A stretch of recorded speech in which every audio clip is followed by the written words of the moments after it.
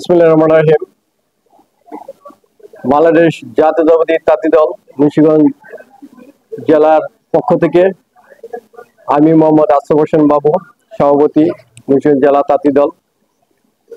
আমি ইতিমধ্যে কয়েকটা সাক্ষাৎকার দিয়েছি বিভিন্ন টিভি চ্যানেলে, ইউটিউব চ্যানেলে, আপনারা হয়তো পেয়েছেন।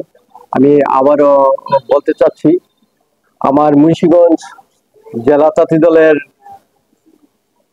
সম্বন্ধে আমি বলতে চাচ্ছি, সেটা হচ্ছে আমাদের মুন্সিগঞ্জ জেলায় 6টি থানা, 2টি পৌরসভা, 70টি, প্রায় 70টি, হয়তো 68 বা 69 হবে ইউনিয়ন। যারা থানা কমিটি পেয়েছেন তারা অতি দ্রুত আপনারা আপনাদের স্ব স্ব ইউনিয়ন কমিটিগুলো করে আমাদের জেলা তাঁতি দলের দপ্তরে জমা দেবেন আগামী 7 কার্য দিবসের মধ্যে। কেননা আমাদের সামনে একটা নতুন বাংলাদেশের নতুন নির্বাচন আসিতেছে।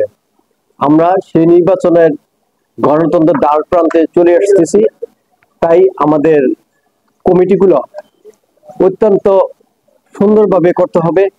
আর আমার পরামর্শ, এই কমিটি করতে যে কখনো কোনো আওয়ামী লীগ বা হাইব্রিড বিএনপি, হাইব্রিড আওয়ামী লীগের কোনো নেতাকর্মী যাতে কমিটিতে স্থান না পায়, সেদিকে আপনারা ভালোভাবে লক্ষ্য করবেন। আর যদি ওইভাবে ঢুকে যায়, তাহলে আপনারা আপনাদের নিজ দায়িত্বে সেটার জবাব দিবেন। সেটার জন্য জেলা তাঁতি দল কোনোভাবে দায়ী থাকবে না। বিশেষত গজারিয়া থানা কমিটি আর লোহজং থানা কমিটির উদ্দেশ্যে বলবো, আপনারা কমিটি পাওয়ার পর একটি সভা করতে পারেননি, আপনারা সভা করবেন। এবং আবারও বলছি, আপনারা আপনাদের এই 2 থানা গজারিয়া উপজেলা এবং লোহজং উপজেলা তাঁতি দলের সাংগঠনিক রিপোর্ট আগামী 7 কার্য দিবসের মধ্যে আমাদের জেলা তাঁতি দলের দপ্তরে জমা দিবেন। কেননা আমাদের নির্বাচন সামনে, আমাদের দানের শীষে আমাদের নির্বাচন করতে হবে। আমাদের ভারপ্রাপ্ত চেয়ারম্যান জনাব তারেক রহমানের নির্দেশে আমাদের সামনে অনেক কাজ, এই কাজগুলো আমাদের সম্পূর্ণ করতে হবে। আর কোনোভাবেই যাতে করে আমাদের তাঁতি দল কখনো কোথায় কখনো সমালোচনা না পড়ে, সেদিকে লক্ষ্য রাখবেন। এই বলে আমি আমার সংক্ষিপ্ত সাক্ষাৎকারটু পেশ করলাম। আপনারা দোয়া করবেন আমাদের জন্য।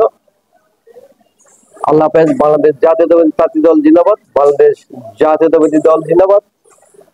শহীদ রাষ্ট্রপতি জিয়া রহমান ওমর হক, দেশনেত্রী বেগম খালেদা জিয়া জিন্দাবাদ। তারুণ্যের অহংকার, আগামী রাষ্ট্রনায়ক, আপনার আমার 20 কোটি মানুষের নেতা জনতা জনাব তারেক রহমান জিন্দাবাদ, জিন্দাবাদ। আল্লাহ হাফেজ।